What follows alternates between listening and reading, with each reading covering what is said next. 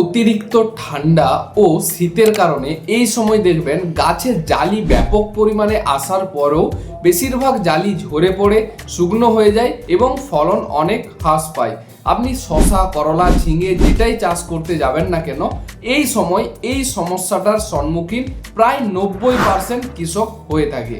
তো আজকের ভিডিওতে আমরা এটার কারণ ও সম্পূর্ণ সমাধান সম্পর্কে বিস্তারিত তথ্য আলোচনা করব, যার ফলে এই ভিডিওটি দেখার পর প্রত্যেকটি কৃষক উপকৃত হবেন আর এই সমস্যাটা আসার আগেই আপনারা স্টেপ নিতে পারবেন। তো চলুন ভিডিওটিকে শুরু করা যাক। সর্বপ্রথম আমরা জানবো এই সময় মানে এই শীতের সময় যখন তীব্র শীত চলে তখন কেন বেশিরভাগ ফলের জালিগুলো নষ্ট হয়ে যায় বা জালি হলুদ হয়ে শুকনো হয়ে পড়ে যায়। তারপর আমরা জানবো যে এটার সমাধানই বা কি রয়েছে। তো অতিরিক্ত শীতের জন্য দেখবেন পরাগ মিলন ঠিকঠাক হতে যায় না, ঠান্ডায় পরাগরায়ন ব্যাহত হয়, যার জন্য জালিগুলো বেশিরভাগ ঝরে যায়। কারণ এই পরাগরায়নের কারণেই জালি কিন্তু ম্যাচুরিটি হয় বা জালি বড় হয়, এটা একটা মেন কারণ। দ্বিতীয় কারণ হচ্ছে যে এই সময় রাতের দিকে টেম্পারেচার বা তাপমাত্রা অনেকখানি কমে যায়। যদি 14 ডিগ্রি সেলসিয়াস বা তার নিচে টেম্পারেচার নেমে যায় তাহলে গাছ সম্পূর্ণ খাবার নিতে পারে না এবং জালিগুলো অপুষ্ট থেকে যায়। 3 নম্বর কারণ হলো অতিরিক্ত আর্দ্রতা ও কুয়াশা। অতিরিক্ত আর্দ্রতা ও কুয়াশার কারণে গাছে ব্যাকটেরিয়া জনিত বিভিন্ন রোগ দেখা যায়, আবার জালি পচেও যায়। 4 নম্বর কারণ হলো পটাশ ও বোরনের ঘাটতি। এমনিতেই এই সময় গাছ ঠিকমতো খাদ্য শোষণ করতে পারে না, তার উপর যদি আবার বোরন বা পটাশের ঘাটতি দেখা যায় তাহলে তো বলারই নেই, জালিগুলো জালি অবস্থাতেই নষ্ট হয়ে যায়। তো এইরকম সমস্যা আপনারাও নিশ্চয়ই কোনো না কোনো সময় ফেস করেছেন। যদি আপনি শসা চাষ করেন বা করলা বা ঝিঙে, এই প্রবলেমগুলো তো আসে এই সময়, এটা আসাটা স্বাভাবিক। কিন্তু আপনি কি জানেন এই প্রবলেমটাকে খুব সহজে সমাধান করতে পারবেন?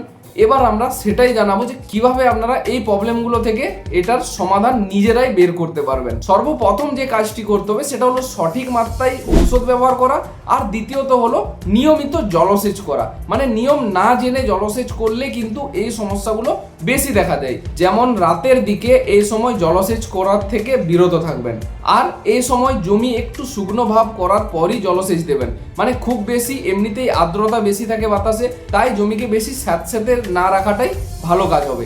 আর যেটা সব থেকে গুরুত্বপূর্ণ জিনিস সেটা হলো সঠিক ঔষধ ব্যবহার। কি ওষুধ ব্যবহার করবেন সেটা এবার আপনাদেরকে জানাবো। এই সময় যে ওষুধটি সব থেকে ভালো কাজ হবে সেটি হলো অ্যারিস কোম্পানির এগ্রোমিন গোল্ড। এটা একটা মাইক্রোনিউট্রেন এবং এর মধ্যে বিভিন্ন খাদ্য উপাদান রয়েছে, যেমন জিঙ্ক, বোরন সহ বিভিন্ন পুষ্টি উপাদান, যেগুলো গাছ খুব সহজে অতি দ্রুত শোষণ করতে পারবে আর গাছের মধ্যে পুষ্টি উপাদান সরবরাহ করে জালিগুলোকে বড় করতে সাহায্য করবে। দ্বিতীয়ত যে জালি ঝরে পড়ছিল সেটাতেও কিন্তু খুব গুরুত্বপূর্ণ কাজ হবে। এই ওষুধটি ছাড়াও আরও একটা ওষুধ আপনারা ব্যবহার করতে পারেন, সেটা হলো অ্যারিস কোম্পানির এগ্রোমিন ম্যাক্স। এটা একটা ডাস্ট ওষুধ এবং 25 গ্রামের যে পাতাগুলো হয়, এক পাতা যদি আপনি প্রতি 15 লিটার জলে ব্যবহার করেন, আর এই যে এগ্রোমিন গোল্ড বললাম এটা কিন্তু একটা লিকুইড ওষুধ, এটা আপনারা প্রতি 15 লিটার জলে 30 ml করে ব্যবহার করতে পারেন। এই দুটো ওষুধ যদি একসাথে ব্যবহার করেন তাহলে এই যে জালি ঝরে পড়া বা জালি যে বৃদ্ধি ব্যাহত হওয়া, এই সমস্যাগুলো থেকে আপনি 100% উপকার পাবেন। যদি না বিশ্বাস হয় একবার ব্যবহার করে দেখুন। এটা বেশ পরীক্ষিত এবং কৃষকদেরকে আমরা অনেকবার এটা করিয়েছি, তারপরেই আপনাদের সামনে ভিডিওটি উপস্থাপনা করা। এখন আশা করি অনেক কৃষকের চাষ রয়েছে বা এই সমস্যাটা অনেকের সম্মুখীন হচ্ছেন, তাই খুব সহজে আপনার নিকটবর্তী ডিলারের কাছে যান। এই ওষুধগুলো খুব সহজেই আপনারা পেয়ে যাবেন, আর একবার হলো ব্যবহার করে দেখুন। মাপটা আমি আবার বলছি, এগ্রোমিন গোল্ড যেটা সেটা হচ্ছে লিকুইড ওষুধ, প্রতি লিটার জলে 2 ml করে ব্যবহার করবেন। আর যেটা এগ্রোমিন ম্যাক্স সেটা হচ্ছে 15 লিটার জলে 25 গ্রাম, যে 25 গ্রামের ছোট ছোট পাউচগুলো হয়, এই দুটোকে একসাথে আপনারা ব্যবহার করবেন। এই দুটো ব্যবহার করলে গাছের কোনো রকম কোনো মাইক্রোনিউট্রিয়েন্টের অভাব হবে না, গাছের খাদ্য উপাদানের যোগান দেবে, সাথে ফলনও খুব তাড়াতাড়ি বৃদ্ধি পাবে আর গাছ সুস্থ ও সতেজও থাকবে।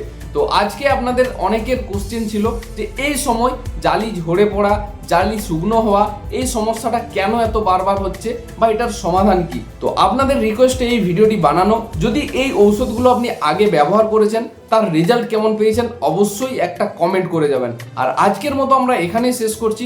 সকলেই ভালো থাকবেন ও সুস্থ থাকবেন। দেখা হচ্ছে পরের ভিডিওতে।